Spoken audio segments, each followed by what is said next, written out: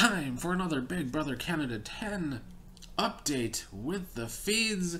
First of all, we've finally figured out the Savage 7. So let's start with that. In the last video, I didn't want to speculate who all was in this big alliance, but the majority alliance seems to be made up of Moose, Kyle, Josh, Herman, Gino, Summer, and Tynesha. Seem to make up the 7. 5 guys, 2 women. I don't know if the women should be happy with that alliance. I guess it is an okay starting alliance, but they're gonna have to put in a lot more strategy these next couple weeks and not go to the end with 5 guys, because that could probably not bode exactly well for them.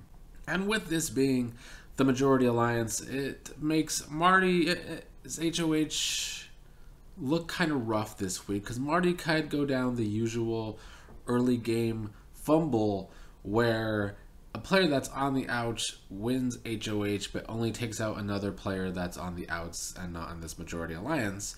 Unfortunately for Marty, I feel like he feels like he is in with a lot of these bros who are in this big alliance without him, and thus he doesn't want to target them.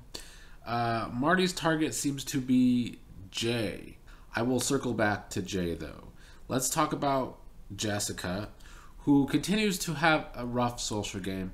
We saw in the episode how she came off bad to Herman when Herman was HOH, and I feel like it's kind of the same with Marty, where Jessica just has a really aggressive way of approaching HOHs, and sometimes there's not a whole lot of focus in her conversations with them either, and I feel like that is rubbing people the wrong way. It is something that rubbed Herman the wrong way, and now Marty. Herman, before I forget, Herman has been putting in work trying to mend fences with her though, and it seems to be working.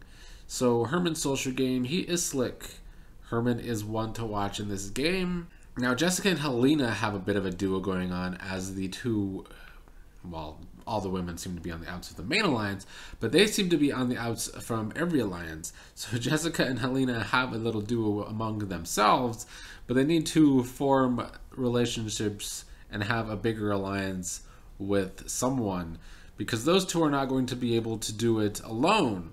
And speaking of trying to do it alone, you know, Kevin came in saying he wants to play this villainous game, but Kevin so far has no agency in this game, which is what I said in the draft. I didn't feel like his personality is going to be able to develop a lot of relationships, and it's kind of hard to be a villain in this game if you have no agency or no power. So right now Kevin just has to kind of go under the radar, and I feel like he's doing a good job of doing that, however. But let's get back to Marty's noms. Marty is going to nominate JC and Jay, which might already happen by the time I am able to put out this video, but I don't know exactly when noms happen. But as of the morning of March 4th, Friday, this was the plan.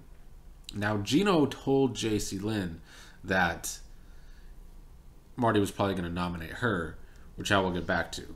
Now Marty seems to see Jay as a threat, and I think he also sees JC Lynn and Stephanie as a threat. It seems like his target was going to be Stephanie until he had to make that deal with her, afraid that she might win the HOH.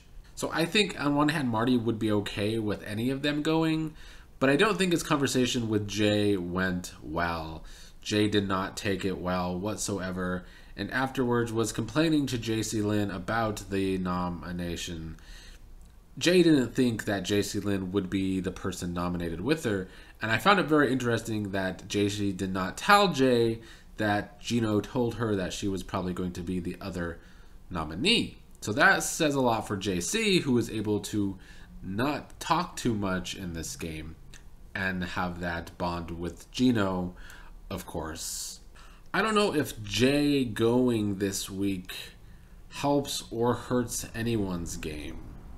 I don't know where Jay really is among all these alliances. I think Jay staying would hurt Marty's game now, because Jay is upset that Marty is going to nominate them, and I think Jay is coming across bitter, what little I saw after that conversation between Jay and Marty. But I don't think either of these two going is going to substantially help Marty's game. Marty, I think, maybe thinks he's in a better spot than he actually is. He thinks he's with all these bros, but you would think that Marty would have the foresight to know that he's probably on the bottom of all of that, seeing as they have alliances with almost everybody. I'm hoping to do some rankings tonight with Days and Fanguy. We'll see if that happens. My number one is not someone I talked a lot about in this video, but I'll try to get into that during the rankings. Hopefully I'll remember. If JC goes this week, I think that certainly would hurt Gino's game the most. If JC stays this week, it only helps Gino. The fact that he gave her this information and she's keeping it to herself speaks volumes that those two could be the dangerous duo we all predicted them to be preseason.